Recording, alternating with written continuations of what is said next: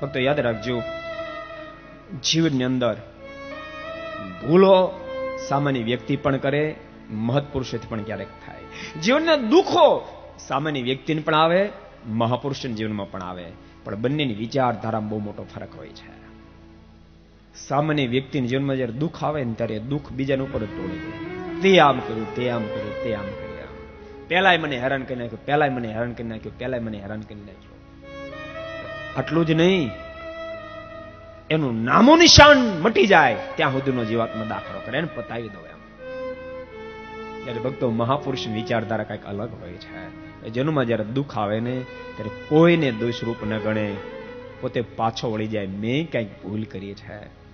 સામાન્ય વ્યક્તિ ભક્તો આવેલા દુઃખને ટાળવાનો પ્રયાસ કરે છે, જ્યારે મહાપુરુષો દુઃખ ઉપજ્યું ક્યાંથી કારણને ટાળવા માટે મતતા હોય છે, કારણને ટાળવા માટે મતતા હોય છે. કૃપા ભાઈ તબ જાણીએ જબ દિખે અપના દોષ. ત્યારે ભગવાનની કૃપા સમજવી ભક્તો, આખી દુનિયાના દોષ આપણને દેખાય ત્યાં સુધી પરમાત્માની કૃપા નથી. નિજના દોષનું જયારે દર્શન થવા મળે ને ત્યારે સમજો કે મારા પર ભગવાનની કૃપા ઉતરી છે. અને ભગવાન સ્વામિનારાયણે પ્રથમના 6 વચનામૃતમાં 16મા વચનામૃતની અંદર અદ્ભુત વાત બતાવી. ભગવાન સ્વામિનારાયણ કે એને જ વિવેકી કહેવાય, જેને પોતાના દોષો દેખાય. એ જ આગળ સત્સંગમાં વધી શકે જેને પોતાની ભૂલો ઓળખાય.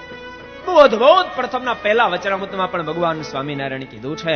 ભગવાન સ્વામિનારાયણ કે આખી જિંદગી સત્સંગ કરે, ભક્તો યાદ રાખજો, આખી જિંદગી સત્સંગ કરે, પણ સત્સંગ કર્યા પછી જો નિજના દોષો, નિજની ભૂલો ન ઓળખાય, યાદ રાખજો, પોતાની ભૂલો જે નહીં ઓળખાય એને ભગવાનના ભક્તનો અવગુણ આવવાનો જ છે.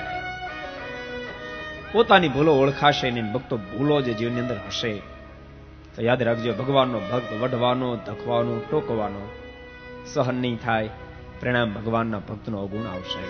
સત્સંગમાંથી દિવસે દિવસે ઉતરતો જવાનું. ભગવાન સ્વામિનારાયણ બહુ અદ્ભુત વાત બતાવી કે પોતાની કઈ ભૂલ છે, પોતાનો કોઈ સ્વભાવ છે, અયોગ્ય પ્રકૃતિ છે, એને ટળાવવાને માટે કોઈ ભગવત ભક્ત, સંત કે ભક્ત એનો દોષ દેખાડશે ત્યારે પોતાનો દોષનો દોષ નહીં લે, પણ દેખાડનારનો દોષ લેશે.